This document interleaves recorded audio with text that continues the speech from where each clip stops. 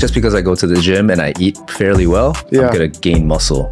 No. You can't outwork a bad diet. But you also can't out-diet poor training. You can have a smoothie that's 600 calories. Yes, and you're gaining 1 pound a week, and you're saying, I have no fucking clue why, because I'm eating so healthy. I love Thai food, but I don't know if it's always the healthiest for you, and there's a lot of sauces and MSG and all that kind of stuff. Yeah, you're a high-performing guy, you're very successful at business, but you cannot treat business like the same as your body. You know, guys like people that do PEDs and steroids. Hey, why am I not looking like I'm sure just taking a whole stack of Mexican drugs across the border? He is alive.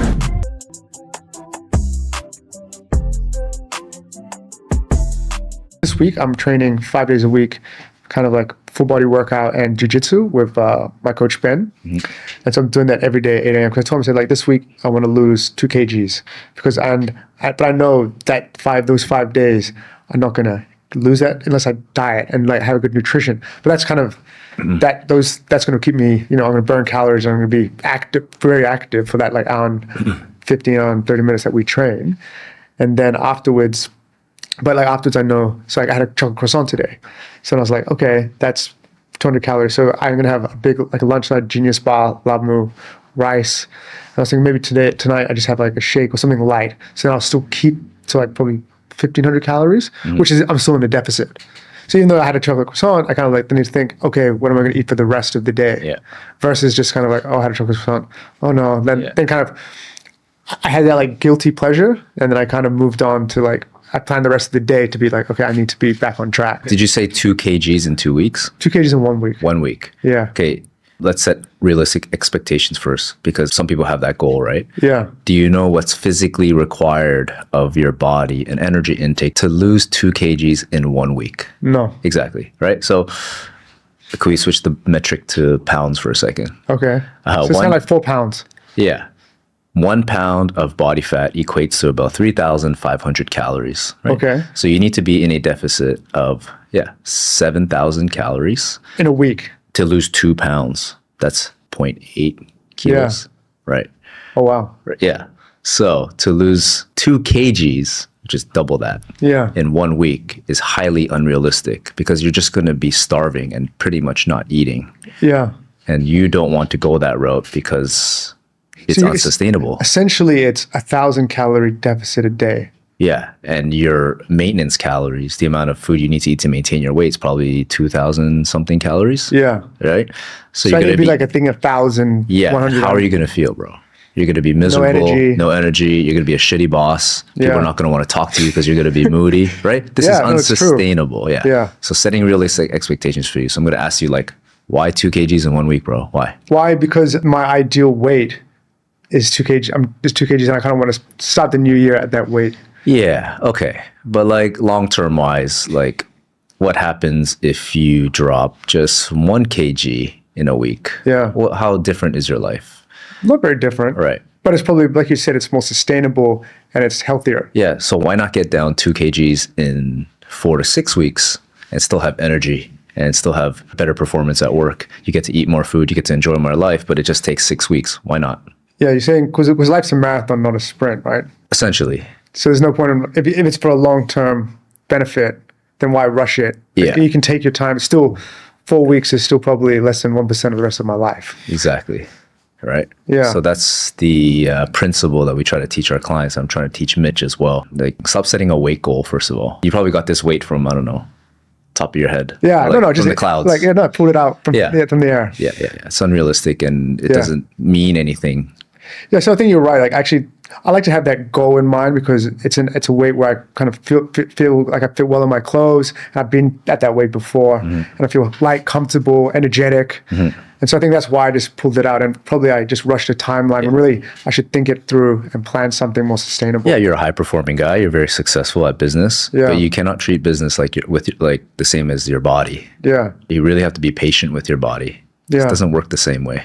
And how do you find, like, I know you have a lot of different clients.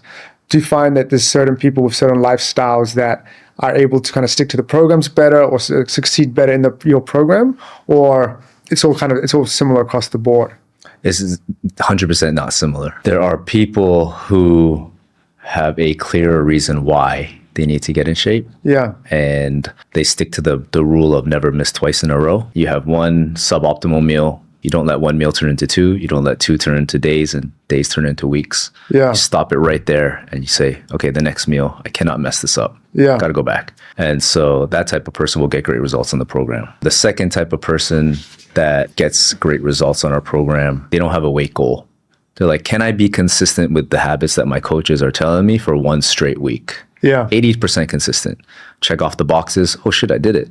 Self-confidence increases. Maybe let me do it for another week. Yeah. And another week, another week, another week. 3 months go by, they don't even think about it anymore. Yeah. They're in the groove. They just do the reps. And do you think that these people, are they coming from a place of where they're out of shape, really out of shape, and they kind of, you're a last resort?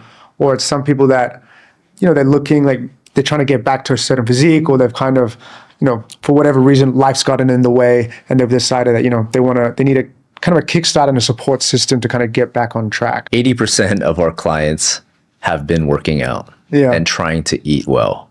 Yeah, that's right. Similar to like myself before. Yes. I used to work out, I think probably double the amount I do now, but I would eat whatever I wanted, and if anything, I'd probably put on a little bit of weight. I'd stay the same because I didn't have that nutritional part to my routine.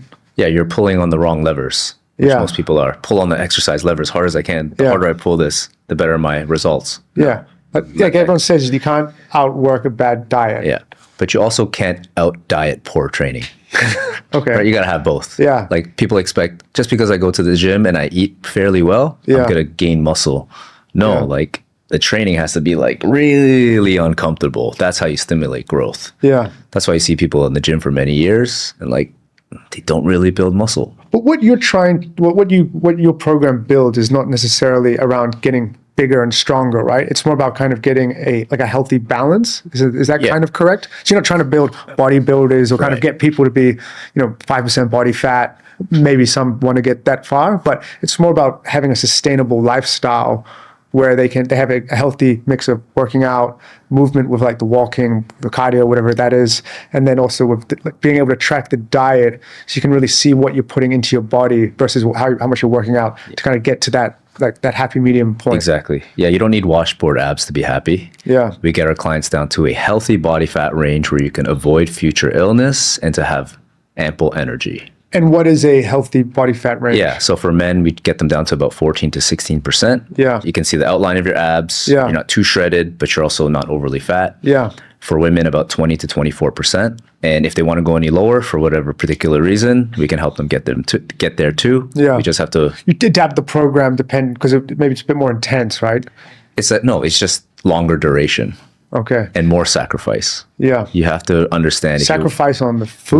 Life. Yes. Life, food, social meals. You have to be you probably can't have those cheat days as often, or maybe you have to cut back on fats or maybe alcohol. You got to cut back on a lot of stuff. Yeah. In order to sustain that level of body fat. I'm around 10% now. I stay there all year round and I'm happy. Yeah.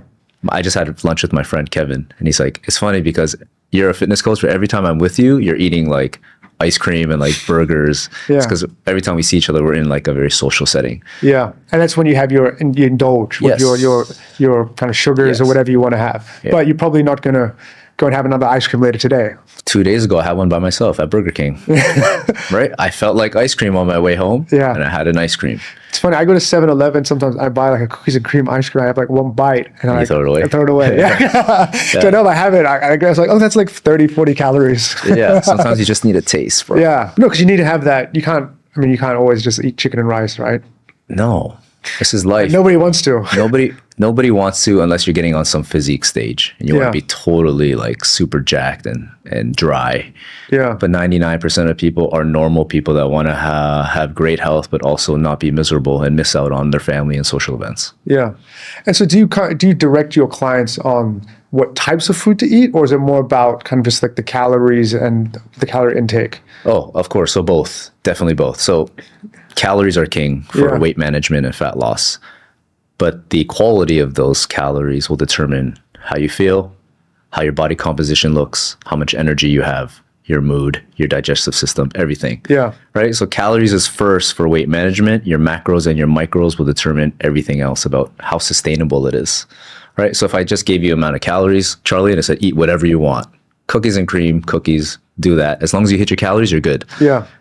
You're going to shrink into a smaller version of yourself. Yeah. But that's not the look you want. You want to be strong. You want to be athletic. So we give you a protein target to hit so you retain the muscle. Yeah. We give you a fiber target to make sure we take care of your gut health and to keep you fuller longer, to make sure you're healthy.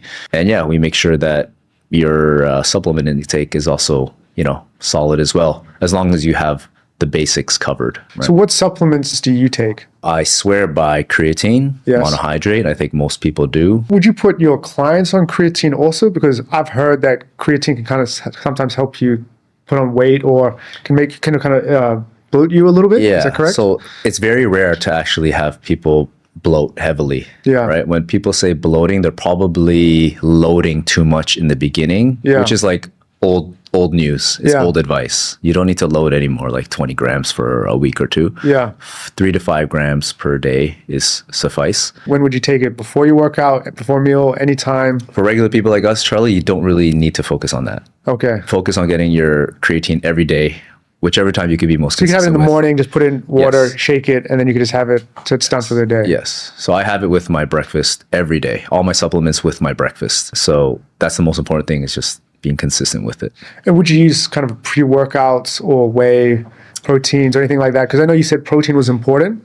So how do you get your protein? A rule of thumb for our program and for myself is try to get as much protein from natural sources as you can. There's micronutrients. It's going to keep you fuller longer.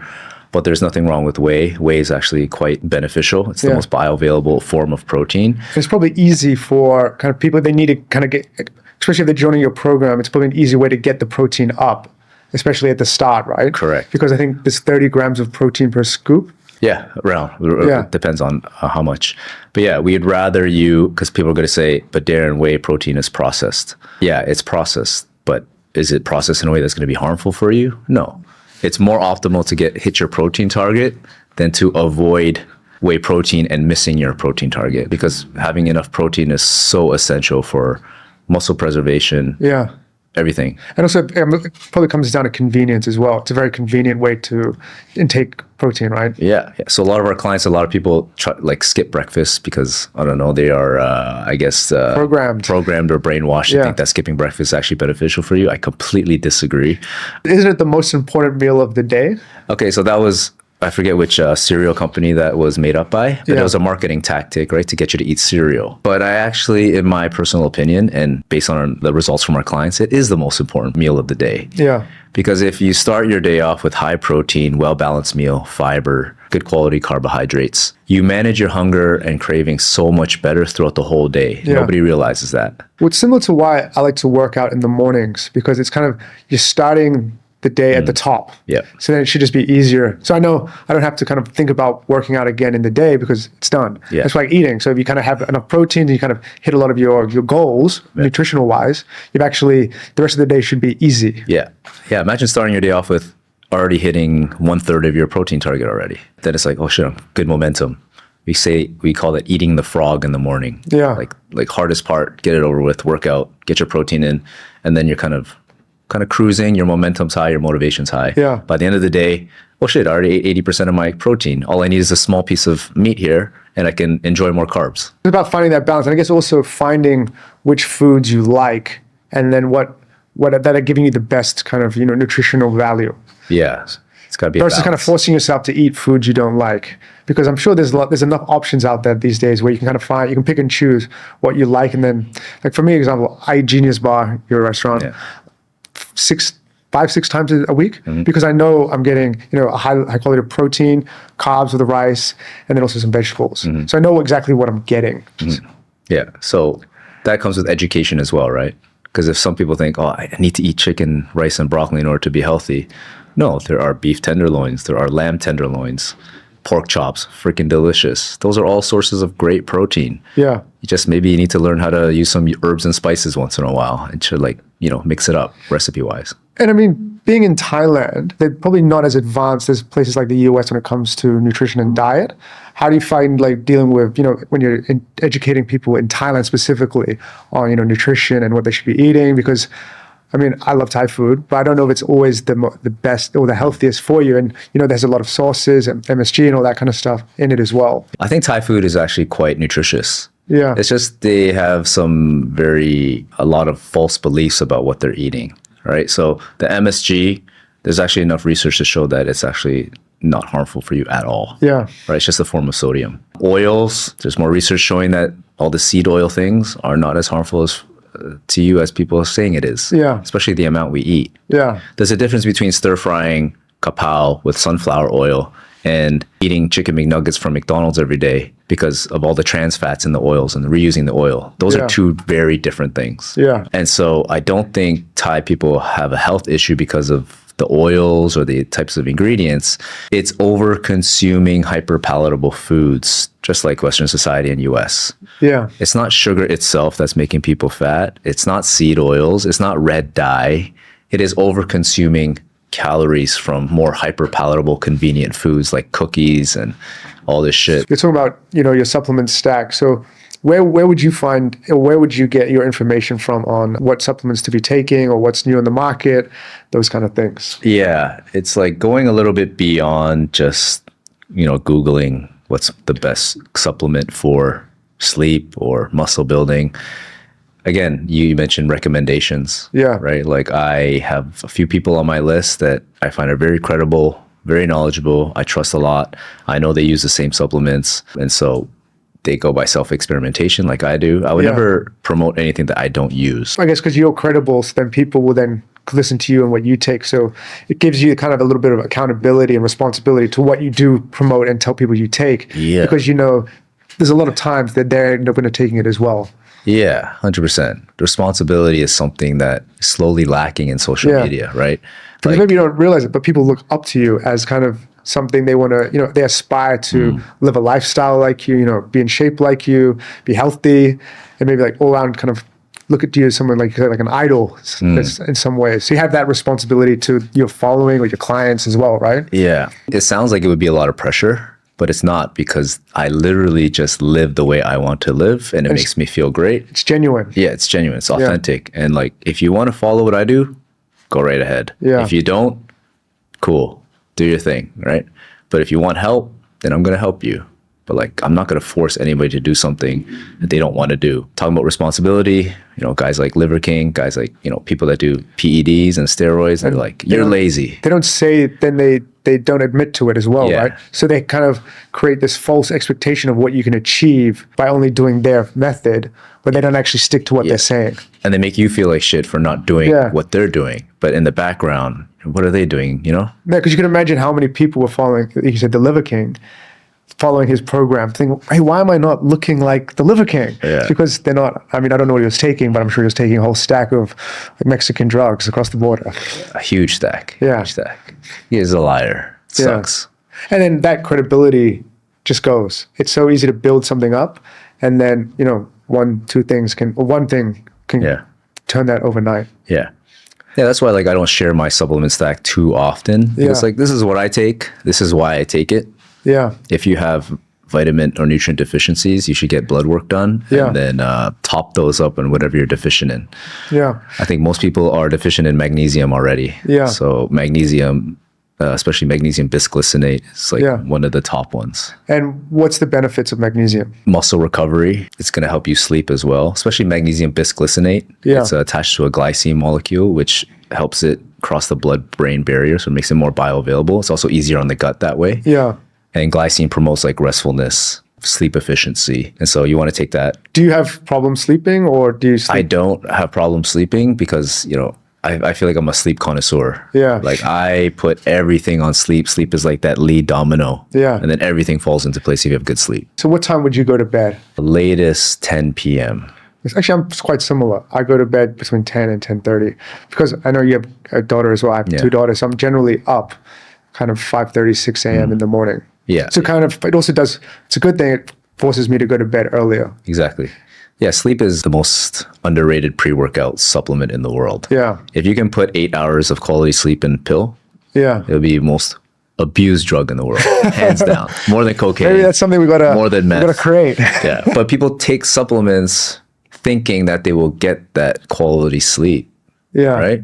People they want that fix. What are your views on people taking, sleeping pills or melatonin and stuff like that? Sleeping pills and melatonin are very different. Sleeping pills have a lot of, I think, side effects, withdrawal symptoms. So obviously some people need to do it for whatever particular medical condition they have, or they just grind for so many hours and take a shit ton of caffeine and kind of abuse and overstress their body during the day, and they just want to clock out. Yeah. But then you start being overly reliant on that. And then your body starts adjusting and adapting, meaning I can only sleep now if I have that sleeping pill. Yeah. And I don't think the sleep is naturally as deep as you would just getting a natural sleep. It's better to be able to have a natural habit of needing to go to sleep. Because, you wake up early, you have a, productive full day, you should be tired after, 12 hours or 13 hours. Yeah, that's called optimizing your circadian rhythm. So the sleep-wake cycle. Yeah. So getting up at sunrise, obviously most optimal. Getting sunlight early in the morning to tell your body, okay, time to wake up. Cortisol goes up. And then having a good wind down bedroom routine to tell your body to signal it that it needs to get tired and start producing melatonin as early as possible. Yeah. Because that's when you start feeling more restful. Sauna is a great hack for a great quality sleep. I think it might have been you posting that 20 minutes in a sauna per day is optimal. The longer the better, but most people can't last that long. It can't last that long, but it's okay. 20 minutes is great. It doesn't need to be hotter than, I think, 80 to 85 degrees Celsius. And duration is much more important than how hot it is. Yeah. You go to these fucking saunas here with the OG ones, and they just constantly spraying water, and it's so unbearable. You're burning your ears. Because people, again, they're looking for shortcuts, so they want to heat it up as possible. They think they can stay there for a short period of time and just sweat it out, and then they've achieved it. But what you're saying is actually it's the time you spend in the heat, which makes it more optimal versus how hot you get and how much you sweat. Exactly. So people are abusing it without having the knowledge of the benefit of it. Yeah, it's like doing fad diets. Yeah. You cut all the calories, you try to lose 2 kgs in 1 week. Yeah. And then you're you get out. I think I'm guilty of heating up the sauna also. That's you. It's yo, calm down, sir. I mean, ice baths obviously now are a big thing. Is there something that you like to do as well, or recovery? Ice baths, I don't do them often. I feel recovery-wise, again, sleep, eating enough protein, taking creatine, all these things help with recovery, long-term, have way more massive benefits. I do ice baths for mental fortitude practice. To put yourself to the test. Yeah. Just to test my brain a little bit. Yeah. To get that inner bitch out, to see how loud it is, and to see if you can actually quiet it. I guess what you're saying before is important. Is you're saying about credibility for how you get your supplements and how you get your vitamins intake. So that's kind of why we built this expert section on our platform. And part of that is we want to have people, not just obviously you're a health and wellness lifestyle expert, but then also, beauty experts, people from different fields that can guide, customers on our platform when buying, supplements and vitamins that we provide, as well as making sure that everything is, FDA approved, and making sure, because I think people are more cautious with what they put in their body versus kind of buying something on Lazada or if it's a pen or something like that. They want to know that they're buying everything from a trusted source. So currently you said you're taking magnesium. You said you take whey sometimes with a smoothie. I actually take it every day now. Whey? Yeah. Would you put it in a smoothie or would you have it just with water? I put it in my overnight oats. Oh, okay. Yeah, it's delicious. So I get vanilla flavor. You put oats, vanilla flavored protein powder, almond milk, and blueberries. And then you stir it up and you leave it in your fridge. Yeah. I do 7 in my fridge. I take it out every morning. Clockwork. Delicious, high energy food, and 25 grams of protein right off the bat. There's also this misconception. I want to go back to how people use whey and protein is that, sometimes people, they'll go to Boost or they'll go to Pash or these different kind of smoothie bars, kind of thinking that, they can have a meal and a smoothie. But the reality is the smoothie is the meal, because a smoothie can, and actually, I think Grab has been better at doing this, where they actually put the calories, or a lot of these places will put the amount of calories in there to educate, again, the people on what they're putting in. But you can have a smoothie that's 600 calories. Yes, certainly. Because I think fruits have high sugar, right? Yeah, they're mainly sugar, but they also have fiber. Yeah, what makes also coconut milk, all these things add to the calorie density of these shakes. This is for all the just eat real food and don't count calories tribe. Exactly what you said. You'll have a full meal, and then you and your coworkers will go to Boost and get a smoothie without knowing it's 600 calories. And then by the end of the day, you're 600 calories over your maintenance, which means you're in a surplus and you're gaining 1 pound a week. And you're saying, I have no fucking clue why, because I'm eating so healthy. Because calories matter at the end of the day for fat loss. I think it's good that, like these venues are actually educating people and actually kind of including the calorie count to actually make people more aware that, but I don't know, that they're actually. You know what people ask me? They screenshot the calories from these places and they're like, yo, Darren, is this accurate? Because you don't know who's coming up with those calories. Yeah. Is the person working at that company, are they credible? Do they track their own food? How knowledgeable are they? That's why I think people sometimes can be more credible than businesses. Not saying like most businesses are kind of like you're tricking you, but when you have a person, people, I think it's more trustworthy. That's why they're coming to you versus kind of probably asking Boost. Like, because Darren, what do you think? Is this real or not real? Because for sure, Boost is putting it out there. They're going to say it's real. Yeah. So you know what my dream is that every restaurant in Thailand will have a approved by Darren Liu Fitness for their calories and macros. Yeah. Because I've looked it over.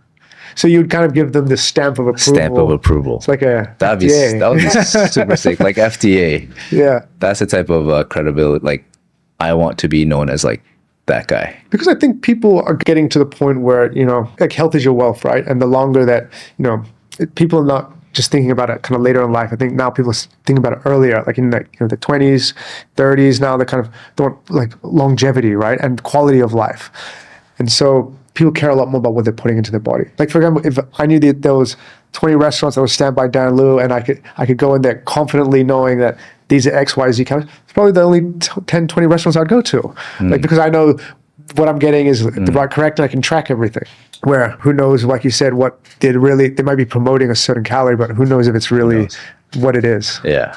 And also I'm sure when it comes, just not to kind of hop on smoothies, but who really knows at the end of the day what the person behind the counter is, are they measuring everything that they're putting into that smoothie? I remember giving Boost a lot of shit because their calories and macros were incorrect on a certain thing. And I like emailed about them and I like messaged them on IG and everything just to make sure they get it right, because people are going to mess it up. People think they're eating this many calories, but they're actually eating like 3 or 4 times that. And then a few days later, they took their nutrition facts off the website. We're not going to post this, but I think then they fixed it and then they reposted it. And it looked more they made correct. Adjustments. Yeah, they made adjustments. So that's the type of shit I like. You could have gone back to them with saying like, you can now put this stamp by Darren Liu on your website. yeah. That'd be cool, bro. Yeah, you should.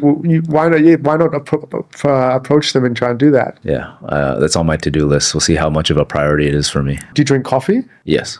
Quite a bit. What kind of coffee do you drink? My favorite is just the Americano, iced with less water. And that's to get your energy up, or? Gives me some energy, gives me some cognitive boost. It also tastes very great to me. I'm also quite highly addicted to caffeine. Yeah. I'm not afraid to admit it. I think every coffee drinker is addicted to caffeine. I have 3 or 4 coffees a day. Yeah. What time do you stop drinking caffeine? Early afternoon. Okay. How early?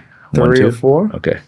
Do you feel like do you take a long time to fall asleep, or you're a good sleeper? Okay, so you're a fast metabolizer of caffeine, which is cool. I can sleep anywhere. Yeah, I can sleep that's here. such a gift from God, bro. I can't take naps. If I have a coffee later than noon, then I roll around in bed for a couple hours. I'm a slow metabolizer of caffeine. I have my first coffee at 5:30 or 6. Yeah, I have it at like 6:37. Yeah. And then I have one more before my workout, and then I try to cut it off. And then one Coke Zero at around noon. Has a little bit of caffeine, but not enough to mess up your sleep. And Coke Zero is kind of like a guilty pleasure, or? Nope. It's something I enjoy. Yeah. It's a pleasure. Yeah. Because I don't feel guilty. Yeah. Why? Because people talk a lot about artificial sugars, how harmful it is. Yeah. If you actually look at the research, you need to drink about 27 a day for a long time for an aspartame to have a harmful effect on you. I have Coke Zero with my lunch most days, like a small Coke Zero. It is a crazy weight loss hack. Like imagine you have a sugar craving and you can drink something that's fizzy and that satisfies that fizziness craving that you have that has 0 calories. Yeah. And then you better manage your calories that way. And then you lose weight. Would you say that's similar to why people like, they have dark chocolate? Because 90%, like 80%, 90% chocolate is kind of better for you than kind of like having a dairy milk bar, right? Yeah, it's got more, I think, polyphenols and antioxidants. So nutrition profile wise, yes, it's more nutritious for you. Yeah. In my opinion, if you're going to eat chocolate that you enjoy, because 90% is pretty fucking bitter. I like it, but most people don't. Yeah. So eat 60 or 70%, enjoy it.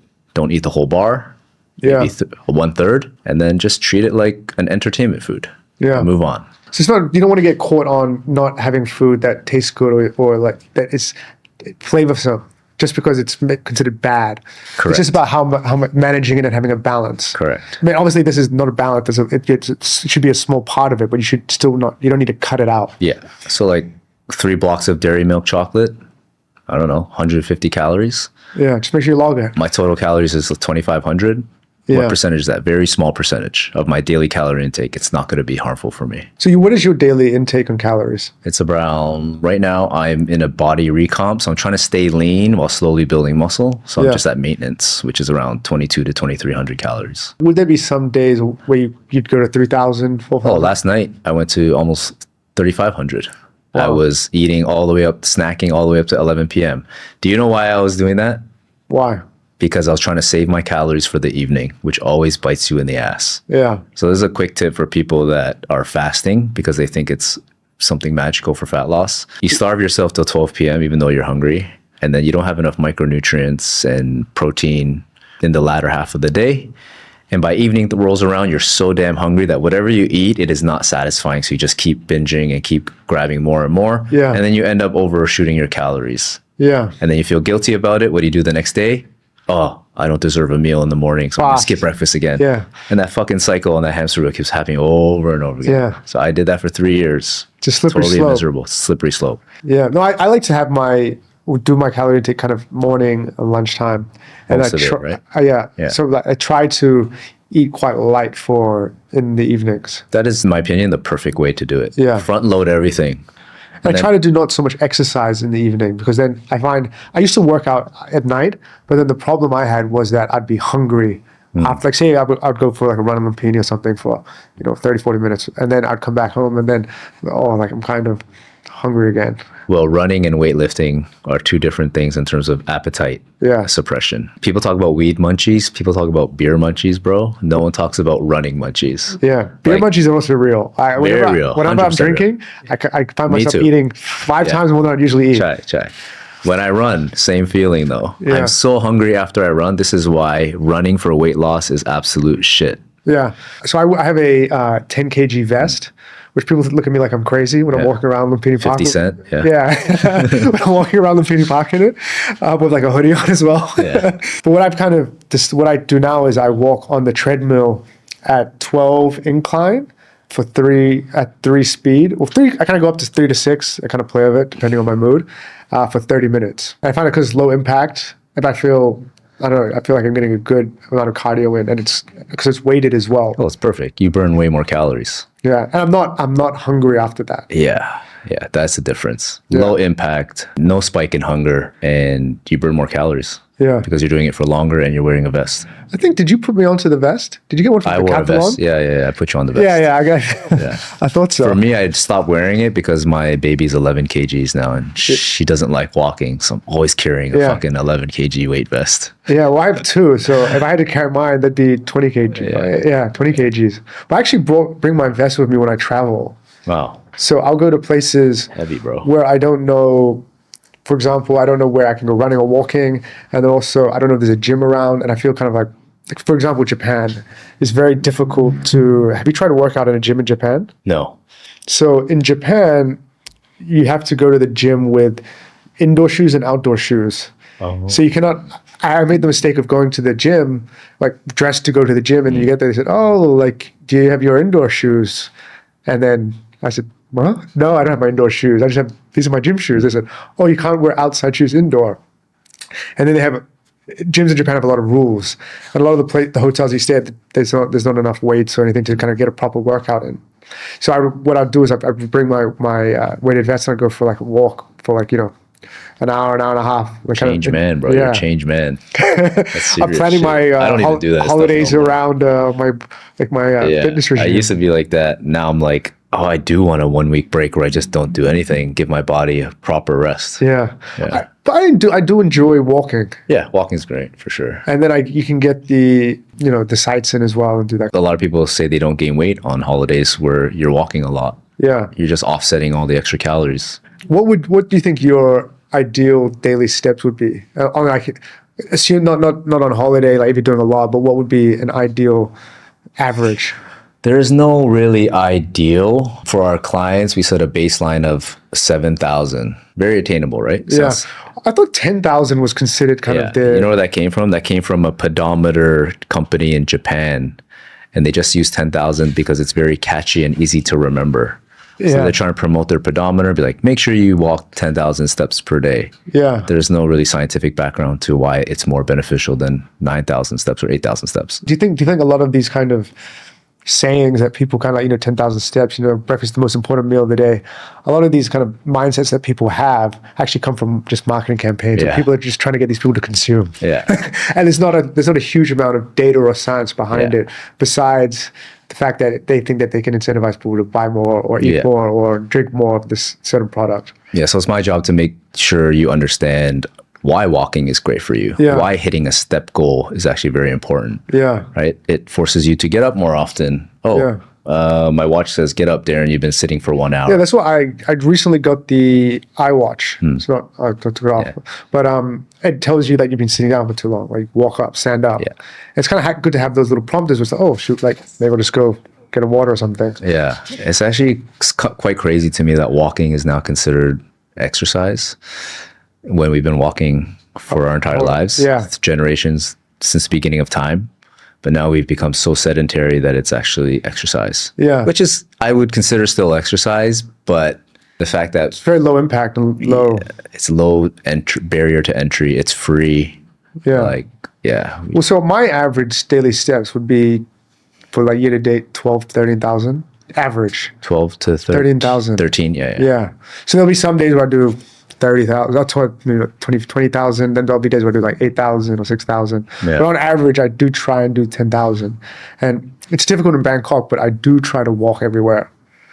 I'm at about 12, 13,000 as well. Because if I find walking, it's one, actually with the traffic, it's sometimes quicker. And I live in an area where my office, luckily my kids' school, everything's walking distance. So I do try to take advantage of that. It's the lowest hanging fruit too. If our client is completely out of shape and they walk 7,000 steps for 7 days and they check off the box, that's a big dopamine hit. Oh shit, I did 7 days in a row. I'll try 8,000 this week. I'll try 9,000 this week. And now they cannot go a day without hitting their step goal. Well, it's also like you said it's a low-hanging fruit. It's an easy thing to obtain because everybody can walk. I mean, asking someone to run for 5 kilometers, that's a real push. That's difficult. But like getting someone to go, hey, just go walk for like 10,000 steps or 7,000 steps. It's something very attainable. And then people start to see the numbers, because sometimes I forget how many steps I've walked that day just because, you've been busy, you've been active, you had a few errands to run, then all of a sudden you could have hit your step goal without even realizing that you're trying to hit it. It just comes naturally. Awesome.